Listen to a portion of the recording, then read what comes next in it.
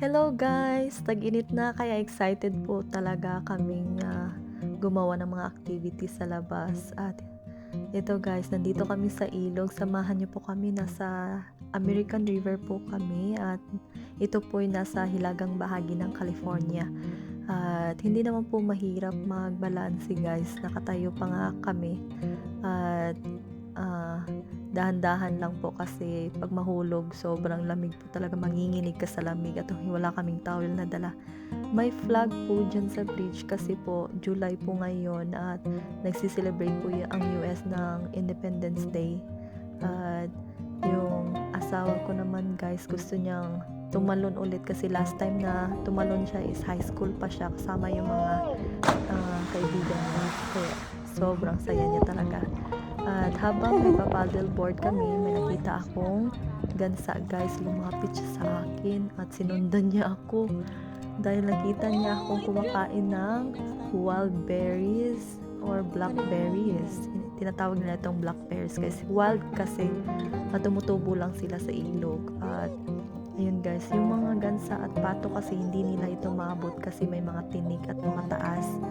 At dahil na nakita ng kasamahan niya na nagbibigay ako ng pagkain, nagsilapitan silang lahat, kaya natuwa yung asawa ko at grabe, nanood talaga siya ng habang pinapakain ko sila. At ayan guys, ang laki ng bibig at kaya-kaya nilang i-catch yung black bears kasi kahit nahulog na sa tubig.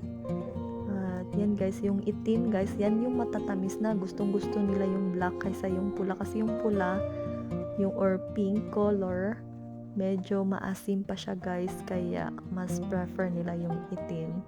At binigyan ko sila isa-isa para fair. Ayun guys, nakakatuwa talaga. Ito yung paboritong experience ko, yung bigyan sila ng blackberries. Grabe, nasihan talaga ako kasi lumaki po ako na may farm kami sa Pinas at yung mga parents ko at grandparents ko nag-aalaga po ng mga hayop at sanay po ako na pakainin sila. At nang dahil dito guys, grabing tuwa ko talaga at hindi na namin namalayan yung oras na dapat ibalik na namin yung paddleboard. At ayun guys, sabi niya na last na daw ito at aalis na kami. So naibalik na namin yung paddleboard guys, pero sabi ko gusto ko pang manguha ng blackberries, pero habang nangunguha ako, sabi ng asawa ko nga lumalapit na naman na mga pato. Sabi ko, ayay, parang gusto na naman nila ng pagkain, pero ibang pato pa ito, may nanay sila at itong maliliit pa yung tatlo, so parang ito yung mga babies. At ayun guys, grabe, nasisiyahan talaga sila sa pagkain ng blackberries at siguro first time nilang nakatry.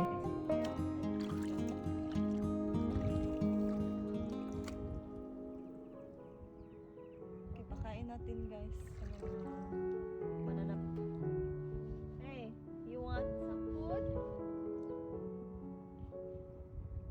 I'm hungry but I'm gonna sacrifice for you guys. Is that video?